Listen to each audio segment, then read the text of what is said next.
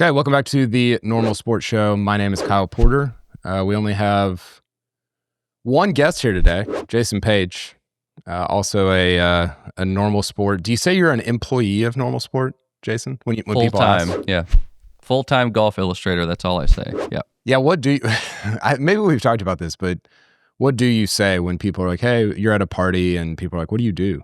It always comes up, and then it's always just kind of a nice moment when they get surprised when I say golf illustrator. It took me a while to actually make that so pronounced, but yeah, golf illustrator, keep it simple. So you don't say I draw pictures of Terrell Hatton as a Amish farmer? Yeah, how do you think people would react to that? I think golf illustrator gives them enough information, and then they're like, does that exist? But I always I was thinking about this as it relates to like family get-togethers. Like I'm just coming off Thanksgiving here in the States. You're not in the States, but I think you had some Thanksgiving festivities as well. And I always have to judge like who's asking. Like if it's my wife's 87-year-old grandma, it's like maybe we shouldn't get into like newsletter and like Gmail, and maybe I should just say like I work in sports media, or like maybe just I work in sports. Because what happened is she was always, specifically my wife's grandma, she was always like, oh, I haven't seen you on I've never seen you on CBS. And I'm like, well, this is back when I worked for CBSSports.com. I'm like, well, I actually work for CBSSports.com. She's like, I've been watching the TV, I've never seen you. So, can you help me out? I'm like, I actually can't. Like, I don't know what to do for you here. and do you find yourself handing out like links to the newsletter, or do you eventually get there with some people? No. Just Google Normal Sport if you're at Thanksgiving. I mean, that's like what I tell people. Like to pass on a link to like a family member who's like, can't log into can't get into their iPhone. It's not a situation you want to find yourself in. Seems like easy pickings to get them as subscribers or as paid members. I mean, just sign them up. They'll never know. Yeah, but the problem is, and this happens to probably everybody that's around our age that goes home for the holidays, is the trade-off is, yeah, I have another subscriber, another paid member or whatever, but I'm paying for that in like 5 hours of IT. Like you have to do, like not only are they they're a member, yes, but you're also now their personal IT person. Hey, my credit card expired. My father-in-law actually did this recently, and he was awesome with it. So maybe I should be more forward about, hey, normalsport.com, sign up, check us out, look at the Amish farmer illustrations. We haven't done like a Christmas drive yet, but I could imagine us both on the phones like, come on, sign up. We need your help. We need your support. Give us 5 minutes of your time. Working the phones for Christmas. How was your Thanksgiving? It's fantastic. I have a buddy over here who works for the American Embassy, and he hosts 2 Thanksgiving dinners before our Thanksgiving. So ours is like the best of the best in terms of food and everything else. So you go to 3 Thanksgiving dinners? No, he does, the host. He has to organize them for the ambassador or some other diplomats over here. So he has to do it for like 130 people, then 90 people, and then for 8 people, which is our party. Oh, so by the time he gets to you, he's like so grateful that it's like not like 130 people again. Yeah, that's maybe the only thing he's thankful for at that moment, like that it's a small party. But yeah, it's always weird to do Thanksgiving like away from home in Pennsylvania, and calling my family, and then they stopped putting me on the big screen, which is really nice. But you would FaceTime and they would put you on the TV. Yeah, and then they would just like leave me there, which is, if anyone's living abroad or traveling, like, do not do that. It's the worst feeling in the world. But yeah, that is not good. So wait, what would you see? Because they would see you on the screen. What would you be seeing through your phone? I would just see a bunch of people eating at a table. Like I would be at the head of the table, just seeing people like chowing down. So it's not really a good moment to, 1, catch up. 2, it's not a really nice image to be looking at. But that is horrible. Like, is that when you throw out the Normal Sport membership link? So what's the food situation in a Thanksgiving abroad? Same. I mean, the party was hosted by an American, so it's just all the American staples. And one cool thing this year is that he got all of this supplies from a military base in the Netherlands. So he drove like 3 hours to get turkeys and bread and all kind of the fixins. So yeah, it's kind of like being at home. Where do you land on Thanksgiving food? What do you mean? Well, do you like it? Are you a fan? It's like any food. You can cook anything poorly, or you can cook anything well. So I think a good turkey, hell yeah. Stuffing, great. All the other fixins, yeah, for sure. If it's done well. Where do you sit on that? I think I'm out on Thanksgiving food. There it is. Is that something that you saw coming there? Well, I thought so by the question. What's your sort of cooking preparations or routine like? Well, personally, I do none of it. So that is maybe like I shouldn't be allowed to complain. I will say my in-laws, I thought this was such a good move. Probably 3 years ago, they started doing like barbecue instead of turkey. I just think turkey and ham, it's like, okay, I don't really love turkey or ham. I'll eat turkey if it's like on a sandwich or whatever. But to have just this giant turkey in the middle of the table, like, does anybody think that's good? Or is it just this thing that we do because we've done it for, 200 years? I mean, why do we do a lot of things? Like, I mean, yeah, I think if it's cooked well and the turkey's nice and juicy, then yeah, it's pretty nice to do it one time a year. Have you had one that's not that's like good, that's tasty? Oh yeah. Yeah, maybe that's why I enjoy the Thanksgivings over here so much, is because the host is just like, he kills it. I mean, not literally, he doesn't kill the turkey, but in terms of cooking, he kills it. Maybe we can post the recipe. He does it with like a cheesecloth and then I think buttered milk over top of it. So it's fantastic. Honestly, if you're like, hey, if for future Thanksgivings, if we're going to in-laws or family or whatever, if they said, hey, just eat on your own, and we're just doing dessert, we're just doing pies and cakes and cookies and all that stuff, way into that. Like I'm in. Everyone just brings like a bag dinner or takeaway or something like that. Sure, eat at home and then come for the pie. I don't know. That just sounds like not very festive. Yeah, no, it's I am a little Scroogey when it comes to Thanksgiving, and it's like super fun to hang out with everybody and play games and all that. But the food, I'm just like, okay, yeah, I don't know. That's what it's all about. I mean, the sort of, I think the food is just an excuse to get people together, to get them in the kitchen. Like, I think the hanging out before and afterwards, like, I mean, I cook with my partner all the time, and we'll cook for like an hour or 2 hours, and then we'll eat, and then it'll be done in 15 minutes. So it's a bit like, what are we doing this for? But it's for the before and the after, which is, yeah, I think the nice part. We always had golf on in the background for Thanksgiving, so that was kind of a cozy thing to like settle up on the couch and just get sleepy and watch golf. Did you watch the Skins game? This year? Yeah. I have not, no. Have you? I know you watched a little bit of it, right? Yeah, I watched a little bit. I'm not going to go back and watch it. It was fine. It was, I don't know. I was texting with some guys during the, like, while it was going on, and it was like, why is this a 4-hour event? Like, shouldn't this just be recorded, packaged up, edited into like, and the reason, honestly, is probably, I would think, because places like Amazon, it aired on Amazon Prime, need, yeah, they need content. They need to fill time. They need things to give you. Now, I think you could argue like it's not linear TV, so you don't have to fill a certain amount of hours, right? And so if I'm a place like Amazon or Netflix or whatever, I'm recording those, packaging them up like you see with the Internet Invitational or YouTube, whatever. Yeah. I mean, think about think about some of the stuff that we've enjoyed watching that Fried Egg has made or No Laying Up has made, like Tourist Sauce. If I had to sit through 3.5 hours of them playing a match, it wouldn't be that good. Yeah.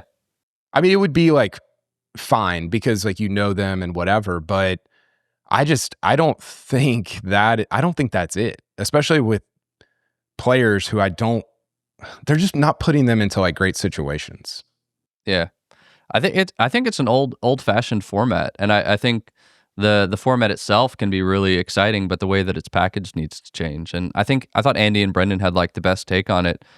Just pretty much what you're saying is like, this doesn't have to be a 6-hour thing. It should be like a 45-minute max, nice, tidy thing you could just consume in your own free time, because that's pretty much the way that people are going. And it's kind of funny to really zoom back to the origins of the skins game and like the Wild World of Golf, Wild World of Golf series at Pine Valley. Is that right? Shell's Wonderful World of Golf. Yeah, I think it's one. I'll look it up. We might have to make that Wild World of Golf. Shell's Wonderful World of Golf. All right, Wonderful World. Now we got it.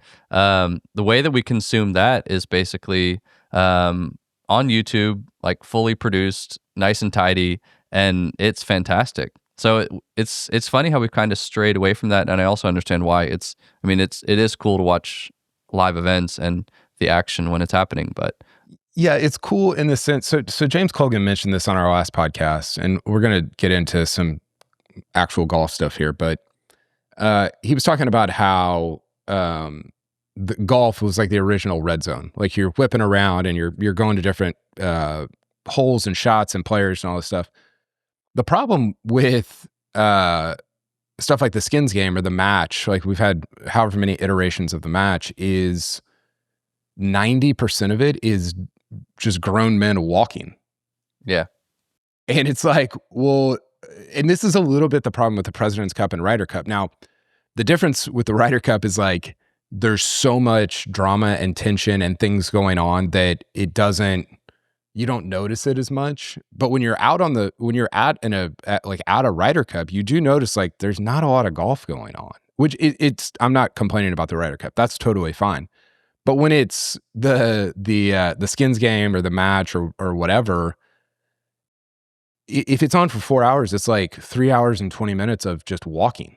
And so you get these moments where it's like, okay, Xander hit a nice chip. Well, was that payoff worth the 17 minutes of walking I just watched? Like you can't hit a good enough shot to make up for all the walking that you just watched. And if you're going to air all that walking, you have to have some sort of entertainment in between, and what they are filling that airtime with is just not it. It's just not it. Like I don't know. I don't really understand why that's such the path that we're going down with these things. We talked about this with James on the last pod, is like they're putting guys in difficult positions, and then sometimes they're able to really shine, but oftentimes it's kind of like forced into this moment that they want to create something, but it's like 80% of the time it's just not there, or it's not resonating. So I think that's also a thing. Like, how do you create the intensity of the match, or how do you make it feel to the viewers that the players are really invested for any other reason than like they're going to get a huge paycheck, basically. But that's the problem, is they're not. Yeah. Like, and this has always been the live argument. It's like, are you complaining about more golf? And it's like, yeah, I kind of am. Like, I don't need more golf. I can go on YouTube and watch the Internet Invitational if I want more golf. I want more meaningful golf. I want more consequential golf. And that's why we love majors. That's why we love the players. That's why we love the Ryder Cup, is because it's like guys care about it way beyond the money. Like it is cared about from first ball in the air on Thursday or Friday or whenever the thing starts. And so are you complaining about more golf? Yeah, I guess I am, because I don't really, I mean, you can watch it. I just don't really care about it. What do you think gets the guys going outside of the majors in terms of matches or formats that they really can get psyched up for? I mean, honestly, like they probably get more psyched up for a Tuesday or Wednesday money match than they do for a made for TV deal. Because, so many of these guys, like they're so protective of their image, and rightfully so. Like, that's not a criticism. That's how I would be if I was them. Like Scotty Scheffler doesn't want to be out there like making, am I crossing the line jokes for the sake of like entertaining an audience. Like, that's about as far from golf as he wants to be.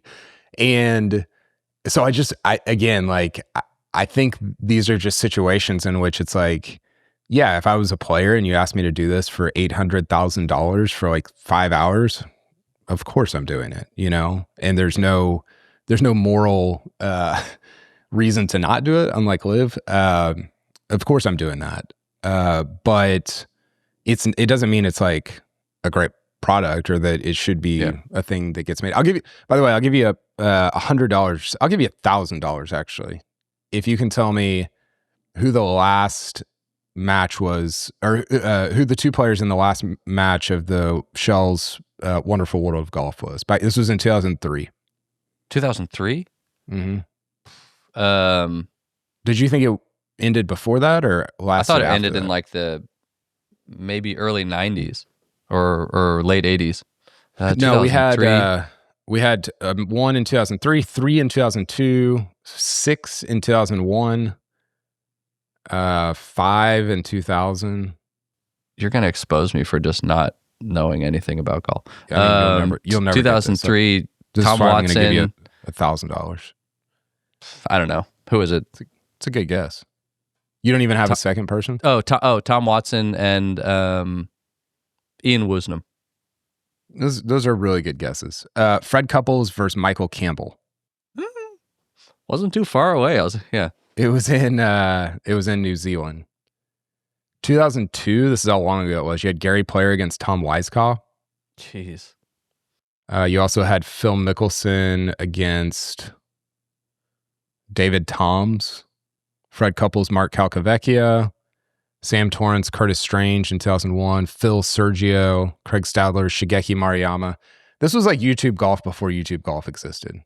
Bring it back. I mean, I think I would love to see a world where those Tuesday matches like you were talking about that guys get excited for are somehow packaged and put onto a like competitive format or a competitive channel or circuit or something like that. I think that would be just fantastic.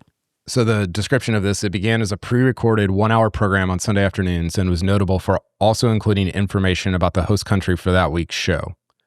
So it's like a travel show. This is like tourist sauce. It also included some of the conversations between the contestants between shots. So some of the conversations, not all of the conversations. As such, it allowed, and that takes pressure off of the players from feeling like they have to be Nate Bargatze out there doing stand-up for a million people or however many. There's not a million people watching, but however many are watching. That's not their deal. As such, it allowed the audience to feel they were part of a foursome traveling with the competitors and host, as opposed to just being just a spectator in the gallery. Which is like, again, that's YouTube Golf before YouTube Golf. But what are we doing? If we're gonna do it, it can't be 4.5 hours. It has to be an hour tops. You could make it 40 minutes, and it would be. I mean, think about the match that No Layup did with Spieth and JT in Hawaii. Yep, perfect. I think it was 90 minutes, which is going on the long side, but it was good, and it was interesting. They didn't include every single conversation and every single thing. It had some movement to it. It had some giddy up to it. And you don't get that with these live events. Yeah. I mean, you just outlined all the talking points that we should just like print out, take to the PGA home office and just get someone to do this. It'll be amazing. They for sure want to hear my idea. Got a lot of complaints and you're going to hear about it. Maybe for Festivus, you can bring them. Okay. We're going to get into, we're going to get into the opposite of complaints. We're going to get into some things that we're thankful for. I wrote a post for the newsletter last week entitled 12 golf-ish things I'm thankful for. So not all golf, but a lot of golf in there. I'm going to just kind of go through those. We're going to chop it up a little bit about those. We've got some hot takes to get to. We're going to shout out somebody in the golf world who has impressed you this year that you're really big, Jason, on just shouting people out, whether it's in the newsletter, on a pod, whatever. And yeah, I'm grateful for that because I think it's important to show gratitude, not just for people that are reading your stuff, but other creators, other people that are creating things as well.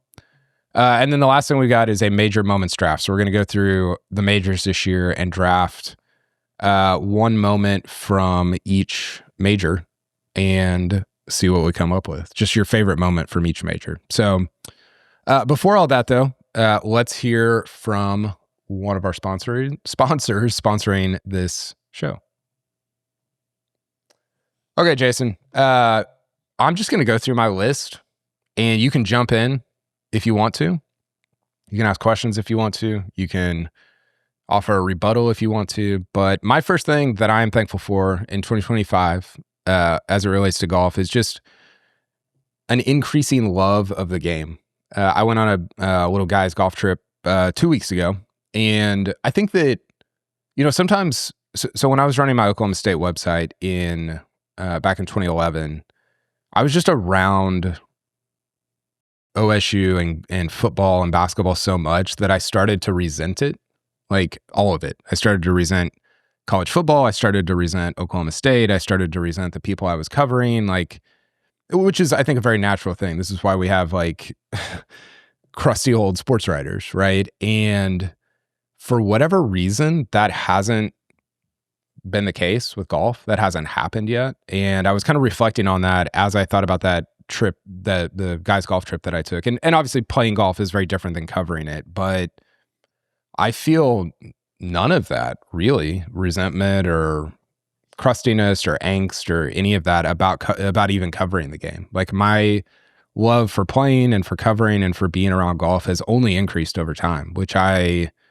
am really glad about and thankful for, because I hope it shows up in the work that we do. So that's probably maybe like the most serious one that I had, is just a thankfulness for that. Does that just come and go at different moments throughout the year for you? Like, I can imagine during the majors, it's like very easy to love golf, and it's very like there's no real doubt about it. But does that doubt or falling out of love with it come around like in the sleepy part of the season, or is that when questions pop up? Yeah, I think so. I think by the time you get to the Tour Championship, you're like, I want to cover something else. But I think the thing about golf, and this is sort of unique to golf, is that there's always some tentacle of it that you can love, right? Whether it's, hey, I found this new sort of rabbit hole on data golf, or we put together a list of the 25 best players of all time, or because golf is unique and we can all play it, unlike football and basketball and baseball, I think there's always, you can always go back to your love of playing the game as well, which can reinvigorate your love of covering it. So I think all those things, there's just so many different tentacles to it that there's always something to love as long as you're looking for it, I think. Or that's been my experience. I think that just that playing part of it for me is also it's funny when you're out on the course, you're kind of like, wow, man, I forgot how much I love this. And it's like, why don't I do this all the time? But I think KVV's piece about like golf friends that's such a powerful piece this year, and I've been having that more recently. Like, friends ask me to come play it, and afterwards I feel so grateful that they just sent me a text message or whatever, or called me up to say like, hey, do you want to play, and kind of made me put it in the calendar. Otherwise, that time between rounds can really just grow and grow and grow, and that's sometimes like something to feel bad about. But yeah, for sure. Okay, my number 2, short books. I'm very grateful for short books. I have some regrets as it relates to our books. Not really. Like, our second book was 466 pages long. That's too many pages for a nonfiction book. That's probably too many pages for a fiction book. I appreciate short books. I think that most books could be an article. Most articles could be a blog post, and most blog posts could be a tweet. And so, yeah, I haven't read a ton of short books recently. I'm reading a book right now called What I Talk About When I Talk About Running. Yeah, What I Talk About When I Talk About Running by Haruki Murakami. Yep. Yeah. He's a writer, Japanese writer, one of Japan's greatest writers. It's really good. It's a great book, and it's short. It's under 200 pages. And speaking of our Rory book that we're working on, about the 2025 Masters, but it's not long. It's under 200 pages. So I think that most nonfiction books should be under 200 pages. Agree or disagree? I mean, I just got out of the Fountainhead Hole, and that book is like 700 pages. And I think there's also something to be said about just getting lost in a book and kind of swimming around in the world of a book. So, I mean, I'm a short story lover, like John O'Hara, Raymond Carver. I could read those. I do read those all the time, but I like mixing in sometimes like a really long novel that just goes on and on, like 100 Years of Solitude. That's just, I mean, I think the long form really suits those books quite well. So yeah, I think fiction's different. right? Like I think about this. I read the Stephen King book 11/22/63, which is kind of a weird take on the JFK assassination, and it is 849 pages, but it felt like 100 because Stephen King is the term genius is overused, but Stephen King is a genius, like in the way he writes. Like he's unbelievably brilliant. So yeah, I'm in on long fiction, but I'm out on long nonfiction. I can roll with you on that. Yeah. Okay. Number 3, sports connections.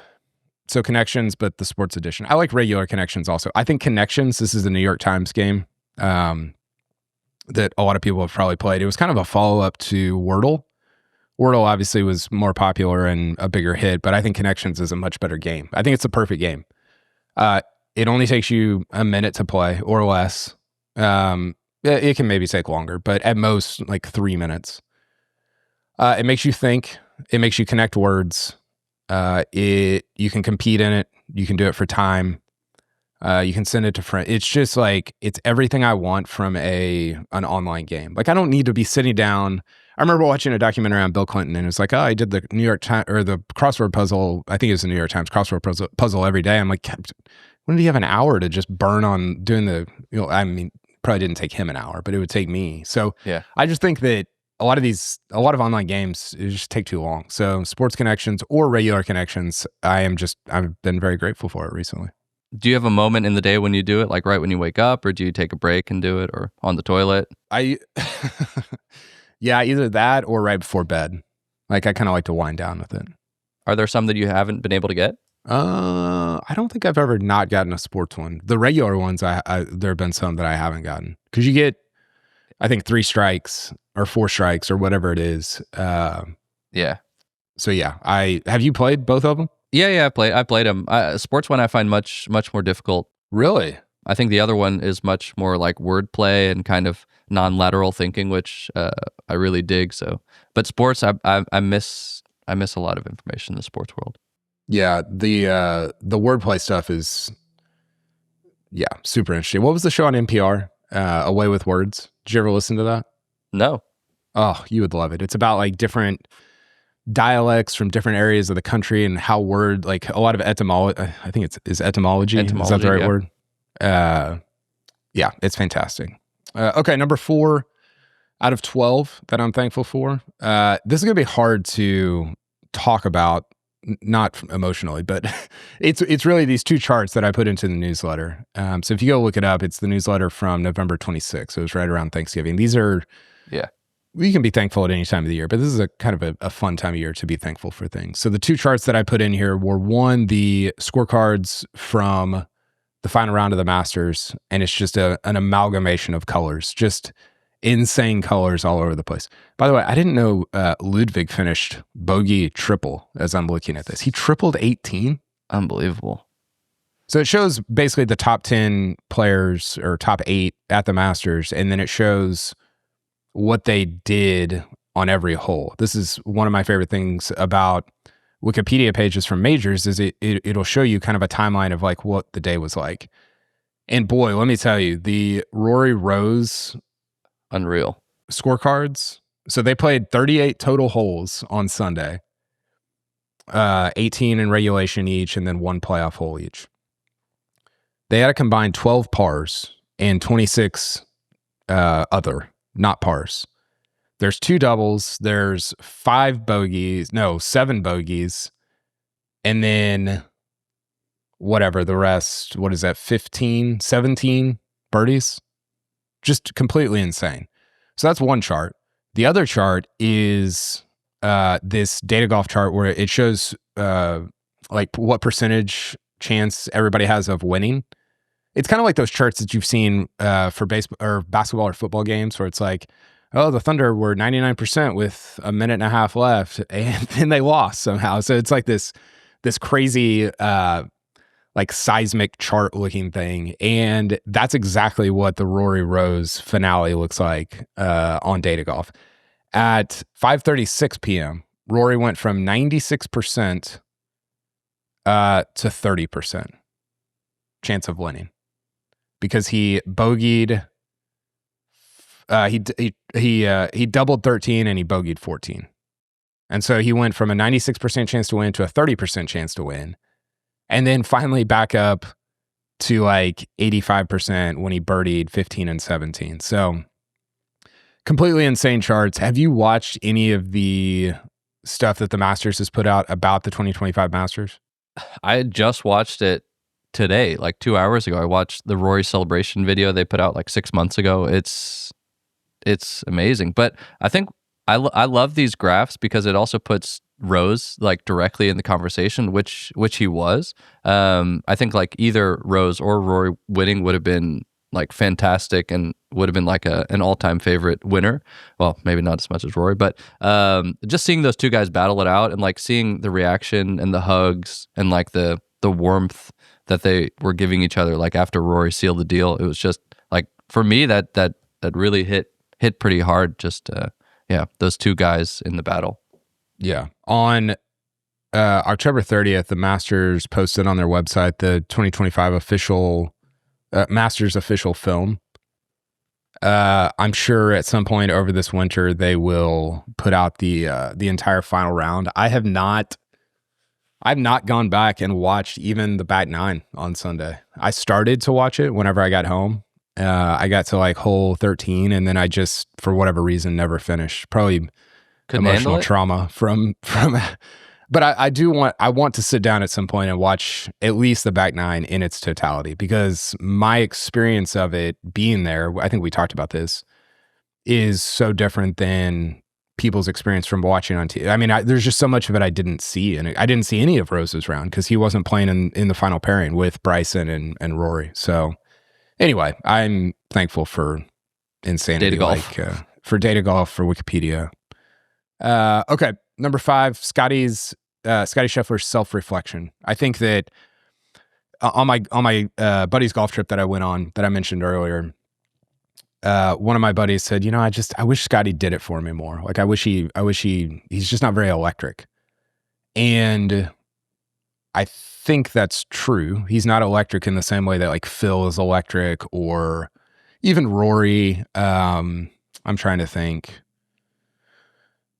Spieth and JT are pretty charismatic, I think, or they can be. Even Rahm, I think, is Rahm might be a little bit on the boring side, but I think Scotty is not electric, but I do find him fascinating. And I was reading back through some of the Open Championship stuff when he basically said, there's more to life than this, and I'm not defined or fulfilled by what I do.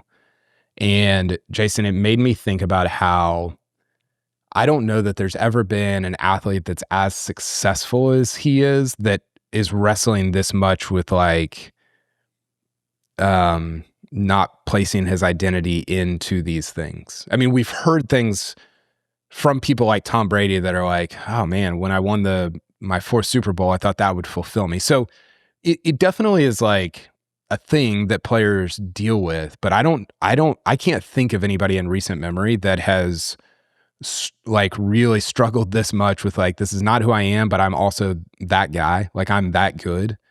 And I could not find that more fascinating. Like I am so glad to be able to cover Scotty and like this part of his career, because I think it's so interesting and one of the more fascinating dynamics in not just recent golf history, but recent sports history. Yeah, I think the more we've seen of Scotty, and kind of gotten to know him through the interviews and exactly what you just said, like I get the feeling that he's kind of like a throwback player, that he's from a different generation where like you could be a world beater, but at the end of the day, it's also like, all right, fine, you just go back to your family and live your life, and you didn't have like this big beater. Expectations. Yeah, exactly. But I feel like he fits much more in like kind of the Jack Nicklaus, Arnold Palmer days where they were living a different kind of life and than the modern pro. Totally. Yeah. I just find that to be, yeah. I mean, does he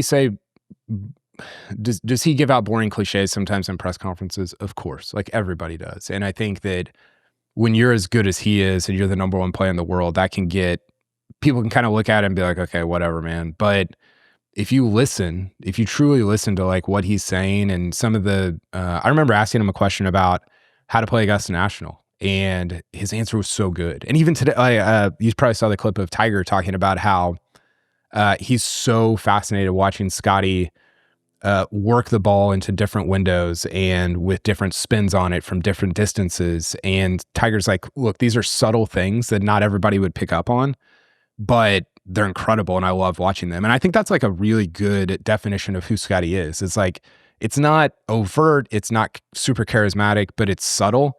And I think like the devil's in the details, right? Like he takes care of all the details, and I think he actually explains them very well. And that's kind of where he lives. And I'm really interested. You have to pay closer attention than just a soundbite here and a clip there. But if you're paying attention, I think Scotty Scheffler is actually very, very interesting. And to kind of dovetail that, my sixth one is that we get to cover two of probably what will be two of the 10 greatest players that have ever lived. Yeah, for sure. Which is crazy, in their primes. I mean, I've got Rory top, I don't know, 13, 15. I've got Scotty top 25 already, and he's not even 29 yet. Yep. I mean, they're going to be two of the 10 best players of all time. And getting to cover that. I mean, think about it like this. Let's see, there's 8 players in the 46 club. So that's 40 PGA Tour wins, 6 major championships. How many of those 8 can you name? How many say 46 wins? 40 PGA Tour wins and 6 major championships. Tiger, Jack. Yep. Gary Player. Nope. Arnold Palmer. Yep. Nick Faldo. No. How many majors does Nick Faldo have? 6, but he didn't have 40 PGA Tour wins. You're gonna help me. Can you just fill in the rest of them? So Tiger. This will be a 2-hour podcast. Tiger. Yeah, we don't need that. Tiger, Jack, Hagen, Hogan, Tom Watson, Snead. I don't know why I said Tom Watson. You wouldn't confuse it with Bubba Watson. Sam Snead, Palmer, and Phil Mickelson. So that's 8 players. Rory is at 29-5. So again, this is 40 PGA Tour wins, 6 major championships. Rory's at 29-5. So he needs 11 more PGA Tour wins and 1 more major. That's completely within the realm of possibility. I'm not saying it's going to happen, but he's going to get close to that. And then Scotty's at 19-4. I think he's at 19. I need to double check that, but I believe he's at 19-4. Scotty, Jason, I think has an outside chance at the 57 club, which is 50 PGA Tour wins, 7 major championships. That has 5 people: Tiger, Jack, Hogan, Snead, Palmer. It's crazy. And Scotty is like hunting that club. I mean, he's not even 30 yet. He's got 19 PGA Tour wins. Double check me on that. And 4 major championships. So is he going to get to 50-7? Probably not. But is it in play? Absolutely. Which is, it's wild to me. And I'm very, just very, very grateful to get to cover it. Did you say the same thing about Spieth in 2015? For sure. I said Spieth was a lock to get to 40 PGA Tour wins. Yeah. I did. I said it I think I said it on a No Laying Up podcast, maybe to DJ Piehowski, or maybe it was in a text, and he still reminds me of it. So, yeah. I will say, like, Spieth was generational. I won't apologize for that. He was winning at a rate, at an age that was very Tiger-like. Like, if you go back and look at the numbers, it's like, if you take the names out and you just look at what they did at age 20, 21, 22, Tiger and Spieth are not that far apart. And so I don't apologize for that at all. What I will say is, like, I think Scotty's his apex has lasted longer. It's been more long lasting, and I think it's more sustainable. Spieth was the best iron player in the world for a very short amount of time. Scotty's been the best iron player in the world for like 3 straight years. So I do think that, I mean, obviously Scotty is a better golfer than Spieth, but I think that sort of top tier is more sustainable with how he's doing it than how Spieth was doing it. Yeah. Do you think in terms of like duos, if you say like the two Lions going head to head, do you think Rory and Scotty are kind of up there in the conversation for like the best duo or competing duo in professional golf at any era? Well, I mean, Tiger Phil was, and Palmer Nicholas, but I think they will eventually. It will be interesting to see how they're remembered as a duo because they're not really the same generation, but there's a ton of overlap. Rory's 7, 8 years older than Scotty. I think Rory is 36. He'll be 37. So they're 7 years apart. But the thing that interests me there is how Brooks Koepka is viewed, because Brooks has always sort of been this foil to Rory and Bryson to a lesser extent. But, people compared Brooks and Rory, and Brooks passed Rory, and, like Brooks has 5 majors and all these different things. I don't know. I don't know what, I don't know who, like if you say Rory and Scotty are the Palmer and Nicholas of their generation, I'm not saying they're as good as those guys, but of this generation, which I think is a more competitive generation than the Palmer Nicholas generation, who is the Brooks to like who was the Brooks for Palmer and Nicholas? I don't know. We'd have to maybe like a Johnny Miller. I don't know what Johnny won, two majors, I think. Yeah. I'd have to go back and look. But yeah, I just don't know how Brooks is going to be remembered. So I do think, like, as far as duos go, I mean, they're gonna be up there. Like, they're gonna be, I think, top 5, 6 duos of all time in terms of playing elite golf within the same generation.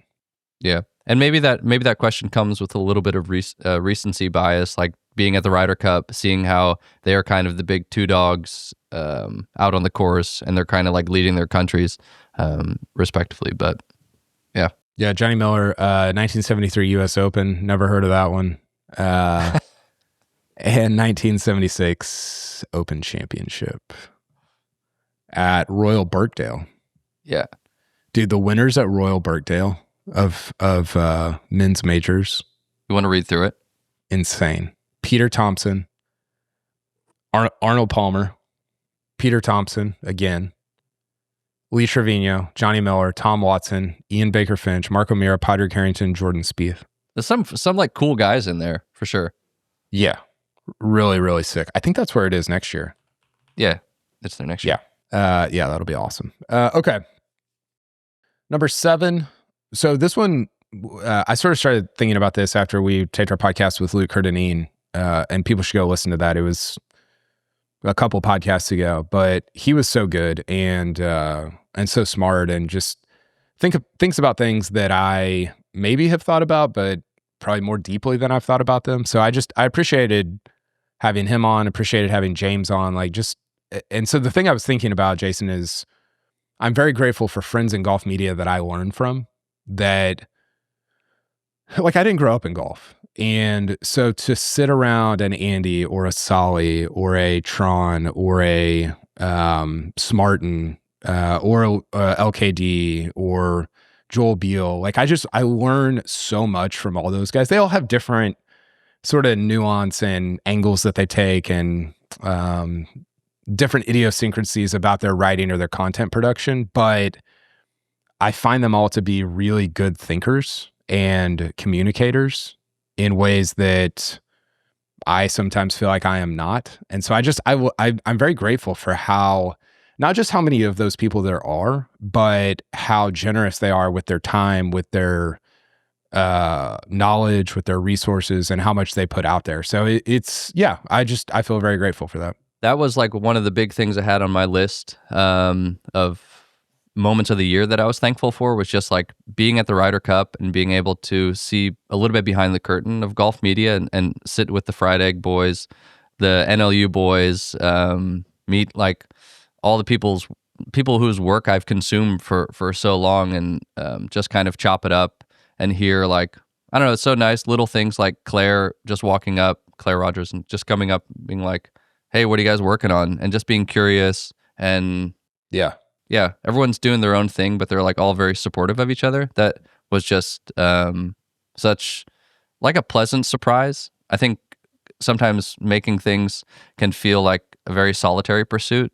So it's really like uplifting to feel like you're part of a bigger thing. And yeah, I Don't know if other sports are like that. I have not covered other professional sports. I covered college football. It's a little bit like that, but not like golf. And yeah, it's really cool. I'm very grateful to be part of that community. Okay, number 8.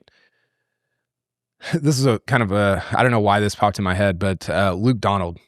Very grateful for Luke Donald. He is. I'm not grateful to be on the receiving end of his brilliant captaining, but he's kind of awesome. Like, I just have really appreciated him, and in ways that I don't know. Like, when he was playing, I was kind of growing up, kind of following golf, not totally into it, and I was just kind of very indifferent to Luke Donald. He was like Matt Kuchar to me, or like, whatever. Like, okay, yeah, he seems very good at golf. He seems like an awesome dude, like just an awesome leader, somebody who's very thoughtful, who, yeah, just even talking to him in press conferences, you're like, man, he is like, he's not the most, again, charismatic or outgoing or gregarious person, but he's just so thoughtful about what he's doing and how he's going about things. And yeah, he's just very measured. And the older I get, the more I think I appreciate things like that. Yeah, it's I think he's very comfortable with himself, and he's also like authentic and able to just embrace that in all of his roles. And I think at the Ryder Cup, you really saw that shine. It's a very chaotic situation, but somehow he was able to just like be pretty chill in the storm, which I think is a pretty great accomplishment, outside of all of the other accomplishments. But yeah, did you have a moment at the Ryder Cup when you were thinking about that specifically? Yeah, there was a moment at the Ryder Cup where I asked him a question. I can't remember how I phrased it, but basically like, what do you guys do behind the scenes to, I can't even remember what I said, but basically like, what makes you guys so good in the Ryder Cup based on like what you do behind the scenes? And he gave the, I guess now somewhat famous answer about shampoo and bed sheets and, the attention to detail that Europe puts in.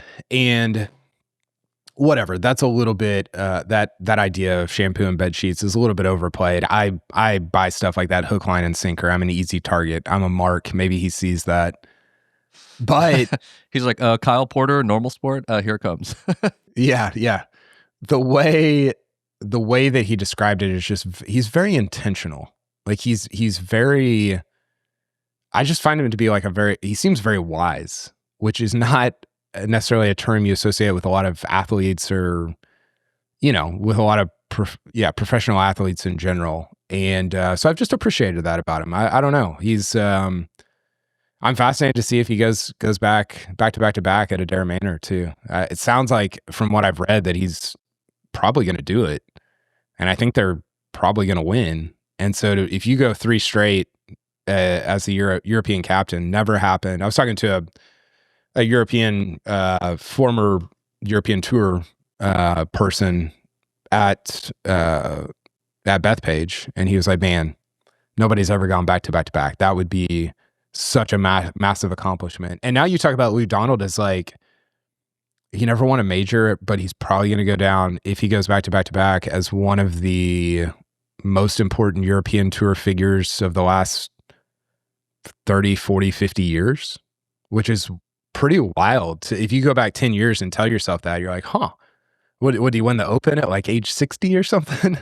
Yeah. So yeah, I think that's really, really interesting.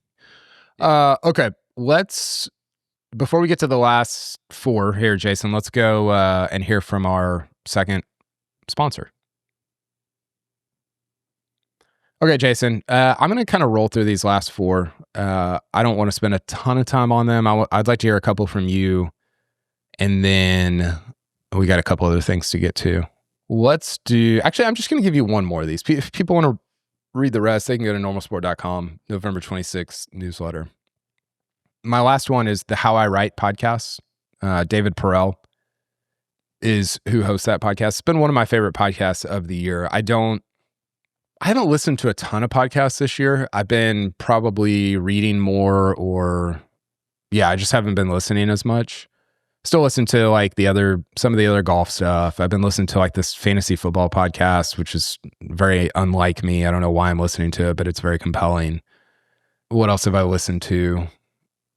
I don't know. Like My First Million is an interesting podcast, but the How I Write podcast I find to be so good. And again, it's hosted by this guy named David Perel.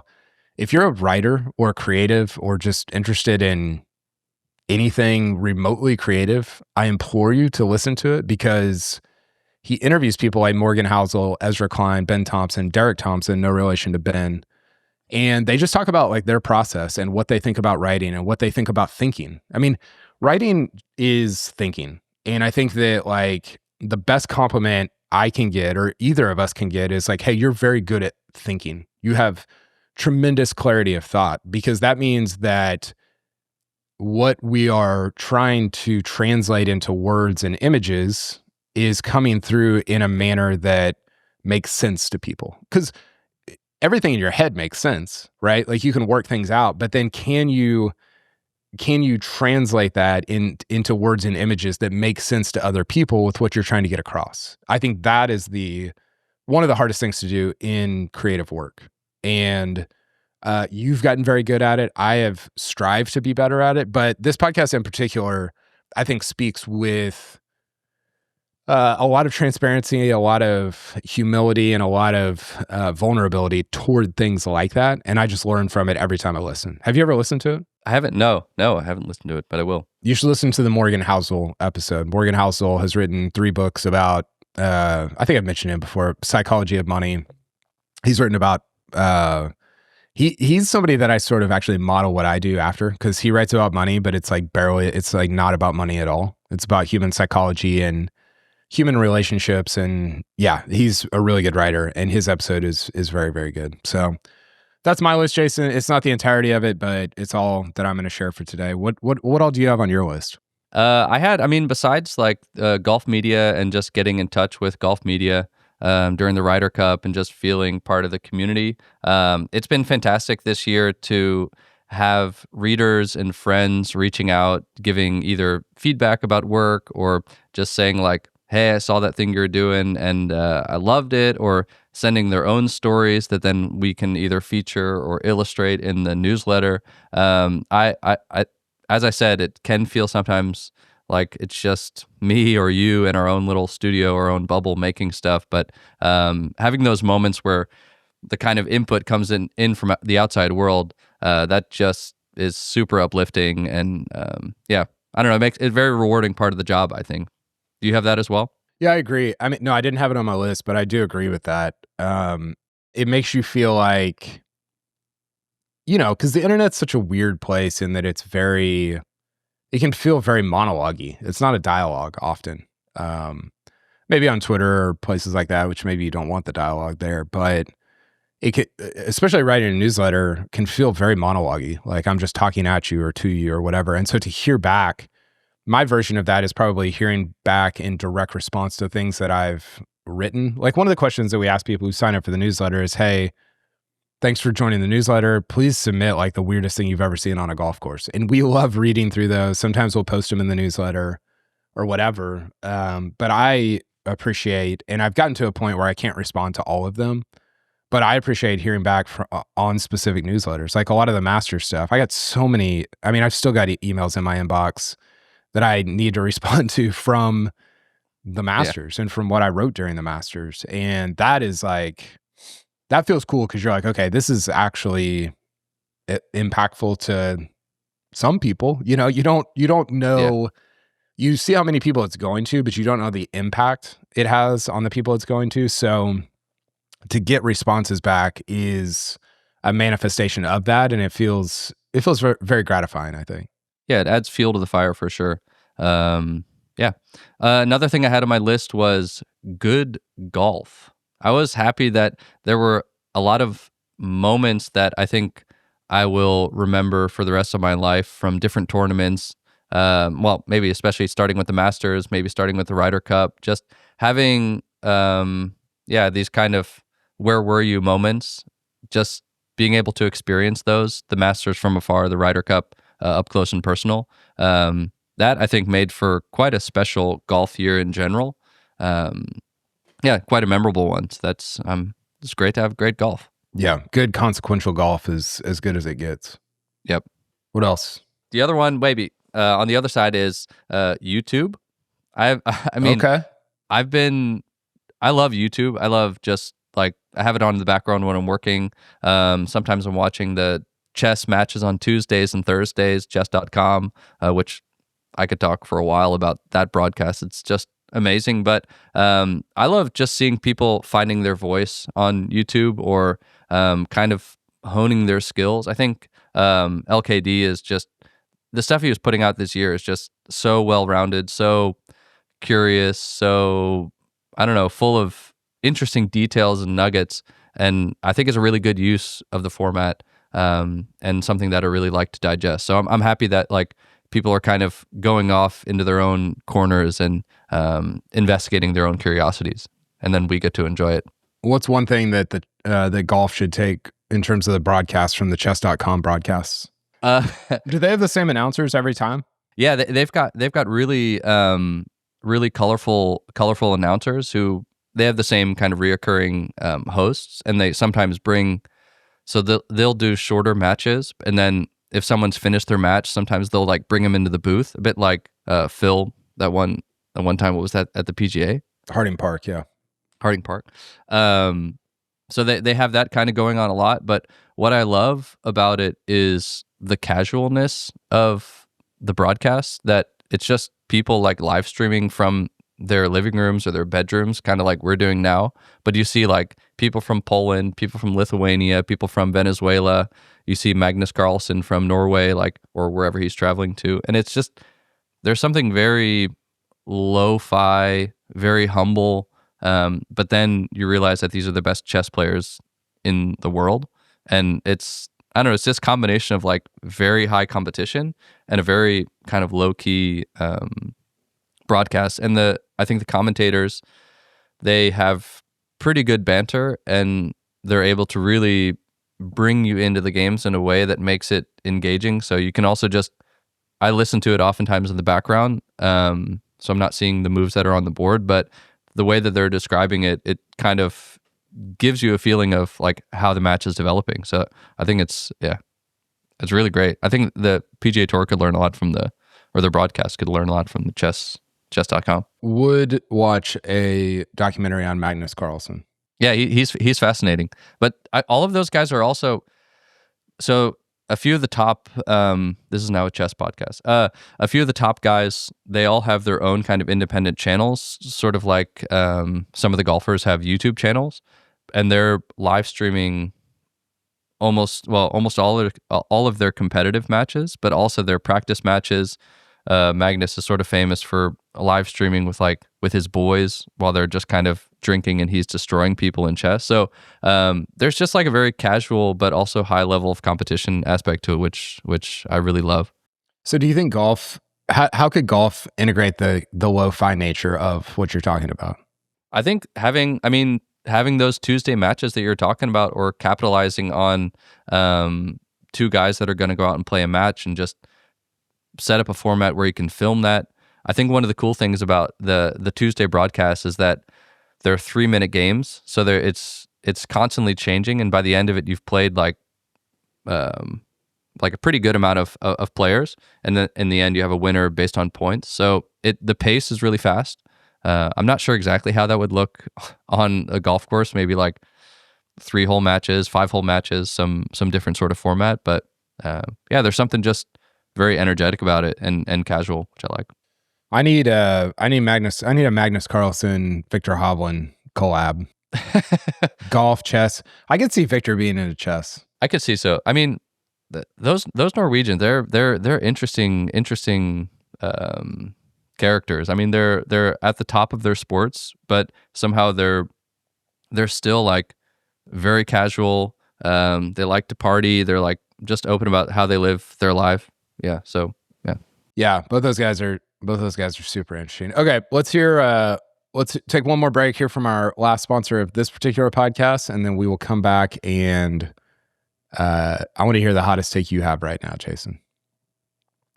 Okay, Jason. Hottest take you have right now. I did this with James. He gave me a great one, which I've thought about a lot since then, which is that Jim Nantz could legitimately become the president of the United States, which I now am fully subscribed to and totally believe. Give me the hottest. Give me the yeah. I mean, it seriously could. Give me the hottest take you have right now, and I'll give you one that I was thinking about today. This actually relates to my last point a little bit, that I was thankful for YouTube. And a big part of that is, of course, Bryson. And my hot take, which I, of course, don't fully believe, but I do believe it a little bit, is maybe that Bryson is bad for golf. And I think he is amazing. I think the stuff he does is fantastic, and he brings a lot of energy into the game. But there's something that sort of popped up recently with him doing a rollback ball video, and basically he was saying, like, I'm going to play around with this rollback ball, and it was, I don't know, maybe an hour of him basically saying how much he hated the rollback ball and how much he was not in support of the rollback ball because it didn't go as far as his Pro V1.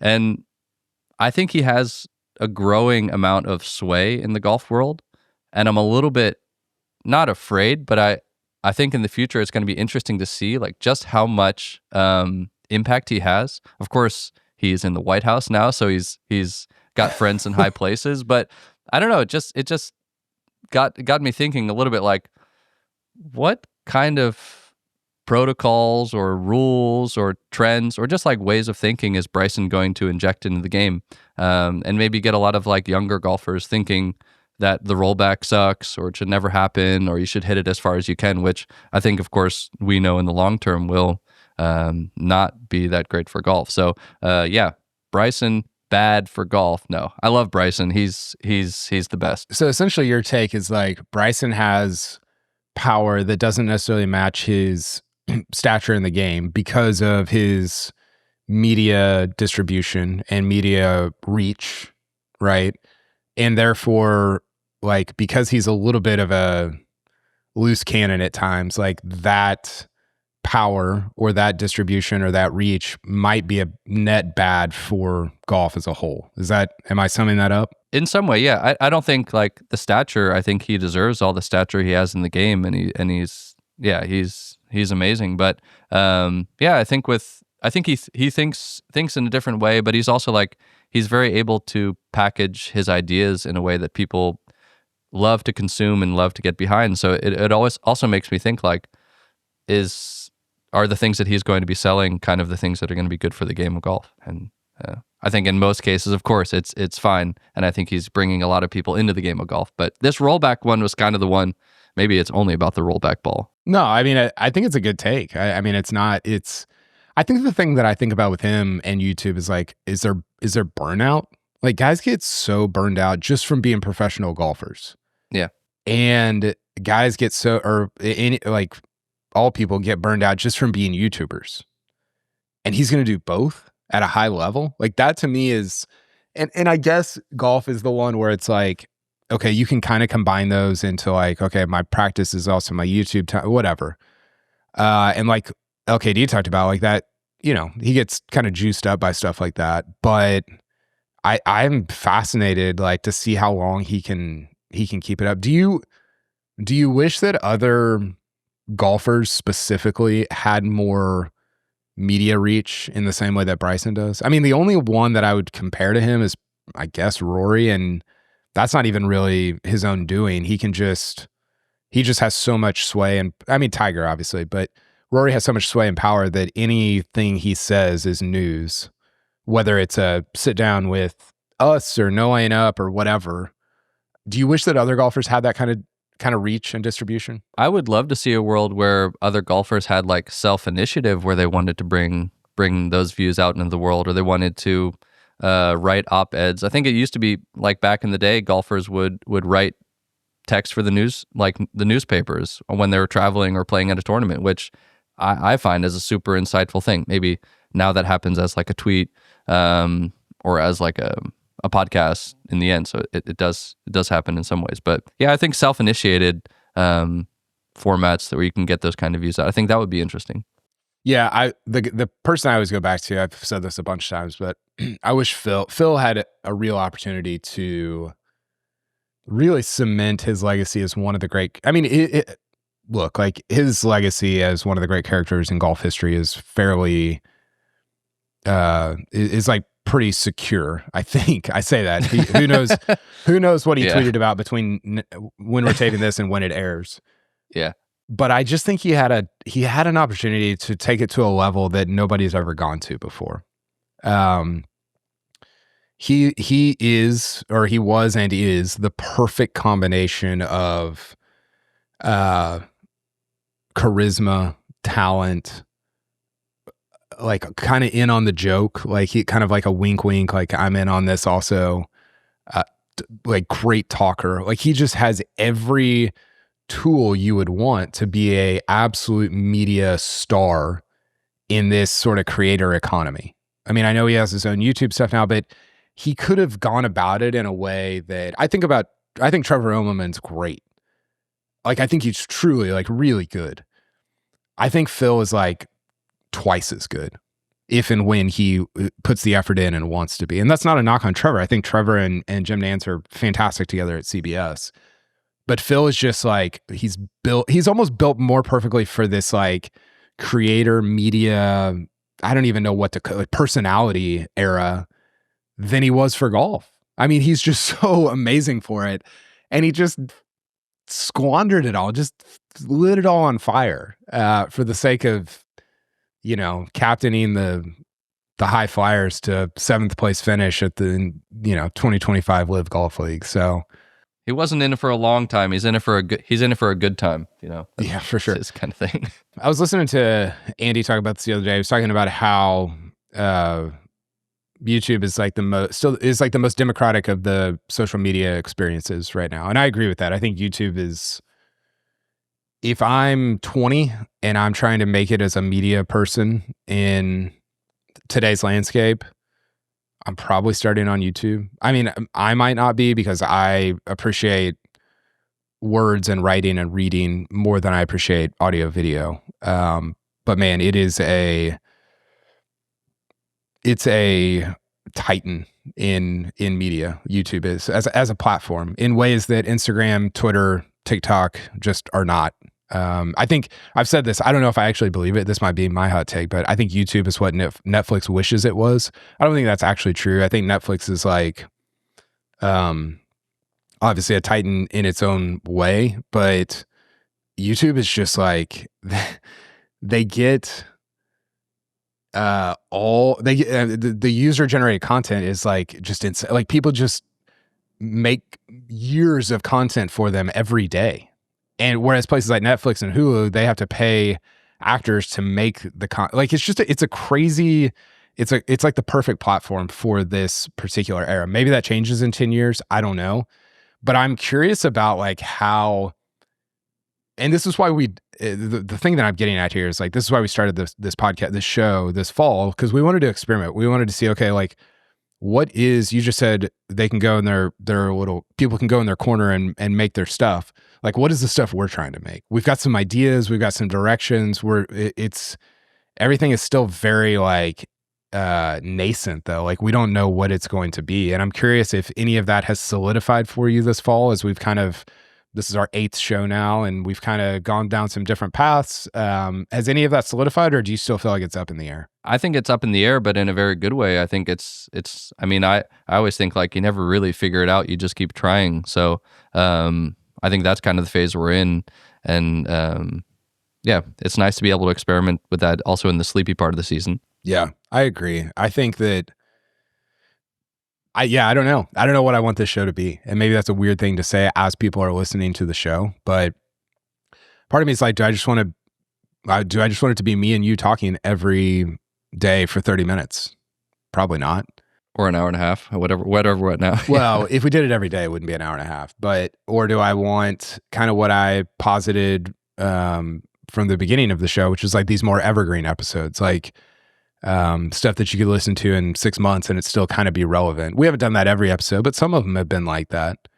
Yeah. Do I want to try to sit down with more golfers or golf personalities? I don't know. I don't totally know what I want. But I will say I've been surprised at how much this probably sounds negative, but I've been surprised at how much we've enjoyed like just doing this, because we would have these meetings like just behind the scenes, like, hey, what are you working on? What are you working on? Whatever. And they were very energetic and life-giving and fun. And we were like, oh, maybe we should do some podcasts together, and what does your role look like in that? What does my role look like in that? I don't know. If people are listening and they have thoughts or ideas, like, please email us, because we are still trying to figure all this out, and we don't want to just try to copy Barstool or No Laying Up or the Golfers Journal or Friday, whatever. We want to kind of make it our own. So yeah, that's something that we continue to think through and think about pretty often. My hottest take that I actually kind of believe right now, Jason, Mhm. I think tennis players are the best athletes in the world.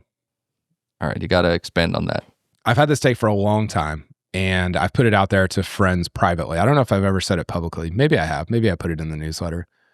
But I heard Andy Roddick talking about it today. He has his own podcast, which I've actually drawn a lot of inspiration from. It's very good. It's very fun, and yeah, it's like kind of aspirationally what I want this to be. But he had a question. He actually had John Legend write in a question. He's like buddies with John Legend, and it was about the Sinner Alcaraz Roland Garros match, like one of the best matches of all time from back in May.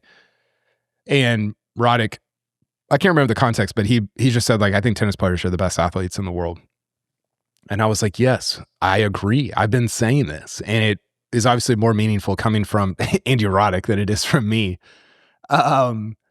But I think that the combination of hand-eye coordination, endurance running, sprinting, agility, and sort of mental acuity, I don't know if that's the right word, but mental fortitude to play a game for 5 hours where you're running and jumping and, you're exhausted. I just think that combination is unparalleled. I don't know what you could even put with it. Obviously, like, football and basketball are more physically demanding. Track, you have to be faster. Baseball, you probably have to have a better hand-eye coordination, I guess. Same with golf. Your balance has to be better. But to put all of those together, I don't know what else you would put up there with it.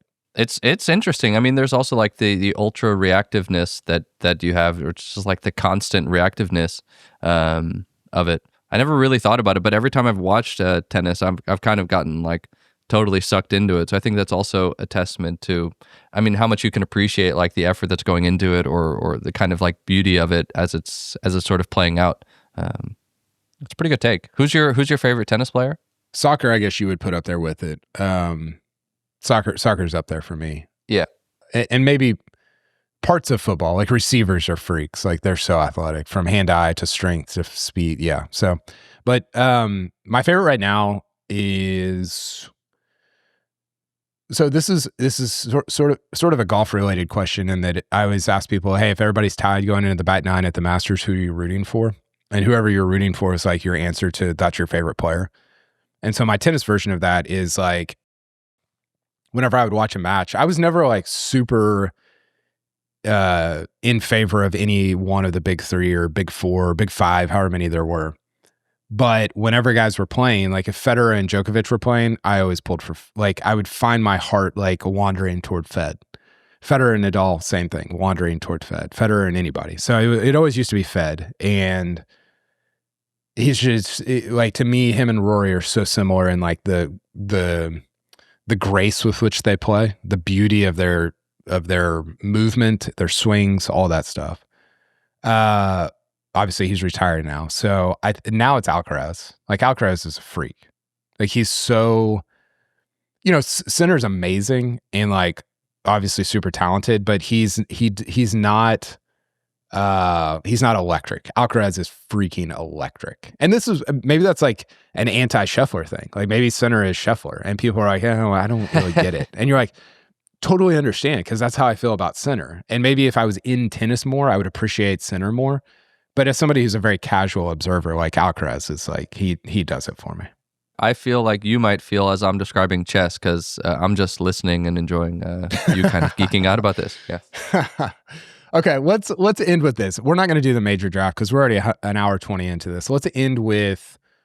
I do want to do that at some point. Maybe we'll do that in a pod right before Christmas or something. But let's end with shouting out someone in the golf world who has impressed you this year, who you have found to be, just maybe you had no opinion on them coming into the year, didn't even know about their work, but just your opinion of their work and their craft and their creativity has skyrocketed over the last 11 months. And I just want to say, like, I think I said this at the beginning, but you're so good at calling this stuff out and reminding me. And I try to, I think most of the time do it anyway, but you always do it, which is like, hey, let's shout out this person. Let's call out this person's work. Let's show this person some love. And I think that has become central to our work as a newsletter, as a podcast, whatever, because it's part of who you are. And it is usually, I think, part of who I am.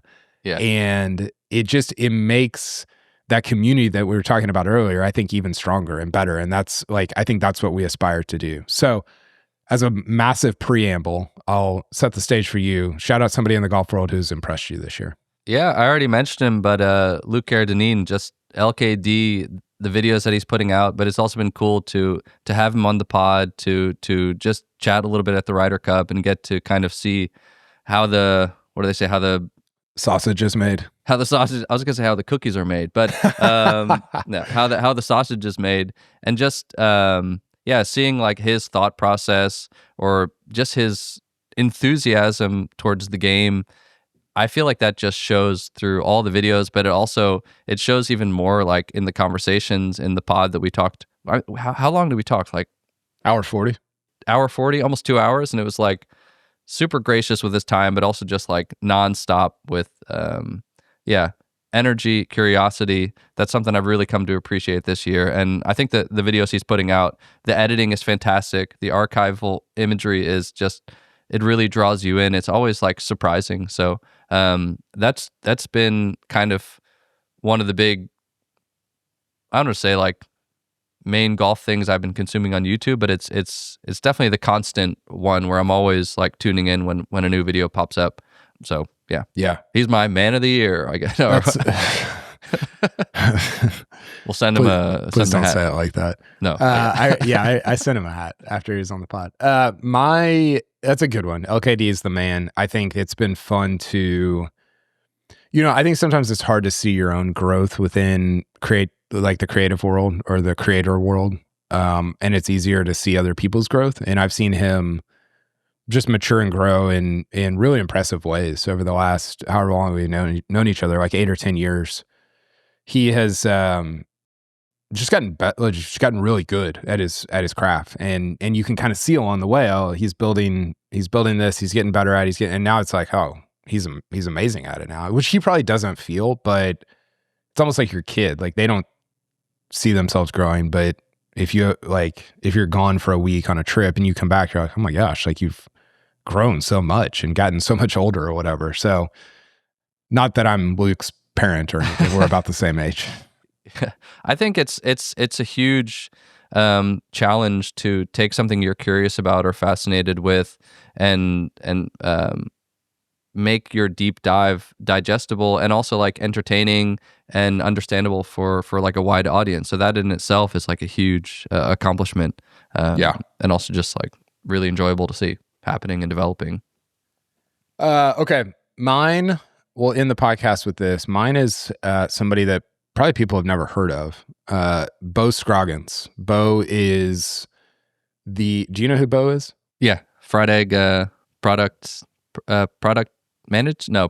Very, very behind the scenes at the Fried Egg, works on the website, works on a lot of their just, I guess you would call it software development. And I was at the Prairie Dunes event, the Fried Egg event this summer with my dad, and we talked for a long time. And he's somebody that, like, we text every once in a while, but he is just very, again, like Luke Donald, very smart, thoughtful, intentional, helpful, like very generous with his time and his thoughts. And hey, this is what I was thinking about, like this thing, like what are your thoughts, like just stuff like that. And it's not, we don't talk every day, but he like he is just somebody that I think very highly of as it relates to the creative world. And, he's not somebody that's like in front of a camera or a writer necessarily or anything like that, but those aren't the only people that are making the stuff. You have to have the people like our version of that is Jeff Smith, who does all of our website and make sure the email gets to 17,000 people and, different things like that that would take us a year to figure out. So I just wanted to shout him out. I know people like that they don't get the shine necessarily that people that are in front of the camera or writing or tweeting get a lot of the time. And he's just somebody that I've been very impressed with this year. And a name like that, that's a big time name. Bo Scroggins, that's fantastic. If Bo Hostler changed his name to Bo Scroggins, he'd be a 2-time major champion. Oh, no doubt. Okay, Jason, this was great. It's always great to chop it up with you. As always, we didn't get to everything, but we'll move that major moments draft to next time. Maybe we'll do it with a guest, maybe just me and you. I don't know. We'll see. We're still figuring it out. But thanks to everybody for tuning in. Jason, get back to your YouTube and get back to your chess.com, and we will talk again shortly.